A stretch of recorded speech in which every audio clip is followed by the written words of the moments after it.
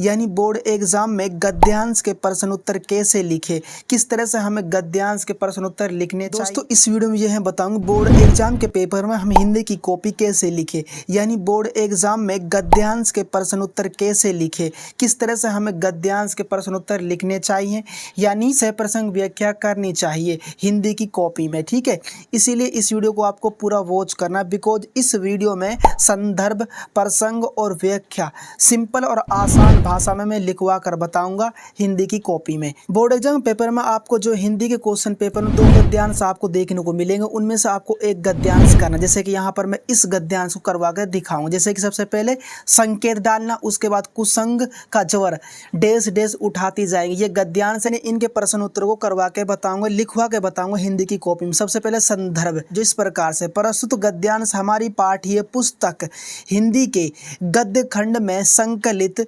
आचार्य रामचंद्र शुक्ल द्वारा रचित चिंतामणि निबंध संग्रह के मित्रता नामक निबंध से अवतरित है। इस तरह से आपको हिंदी की कॉपी में जो है संदर्भ लिखना है। इसको मैं एक बार फिर आपको समझा देता हूं। जैसे कि प्रस्तुत गद्यांश हमारी पाठ्य पुस्तक जो हिंदी की है, हिंदी की जो गद्य खंड है उसमें संकलित आचार्य रामचंद्र शुक्ल द्वारा रचित है, जिसका नाम है चिंतामणि निबंध। ठीक है, और इस निबंध संग्रह के मित्रता नामक निबंध से अवतरित है। ठीक है, इस तरह से आपको हिंदी की कॉपी में संदर्भ लिखना। अब यहाँ पर हमने समझा भी दिया है। ठीक है ना, उसके बाद नेक्स्ट टॉपिक आता है प्रसंग टॉपिक। कौन सा टॉपिक है? प्रसंग टॉपिक है। प्रसंग आपको इस तरह से लिखना, प्रस्तुत गद्यांश में शुक्ल जी ने बुरी संगति का वर्णन किया है। यानी प्रस्तुत गद्यांश में शुक्ल जी ने जो बुरी संगति होते उसका वर्णन किया, उसका डिस्कशन किया है। ठीक है ना, अब यहाँ पर यह टॉपिक क्लियर हो चुका है।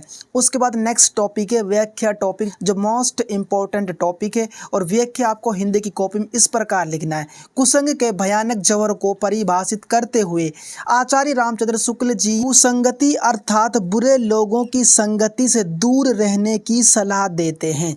यानी कुसंग का भयानक जवर को परिभाषित करते हुए आचार्य रामचंद्र शुक्ल जी कहते हैं कि कुसंगति यानी बुरे लोगों की जो संगति जो होती है उस संगति से हमें दूर रहना है, दूर रहने की सलाह देते हैं। उनका कहना है कि बुरी संगति भयानक जवर के समान है। यानी जो बुरी संगति वो किसके समान है? भयानक जवर के समान है बुरी संगति। ठीक है ना, ये कौन कह रहा है? आचार्य रामचंद्र शुक्ल जी।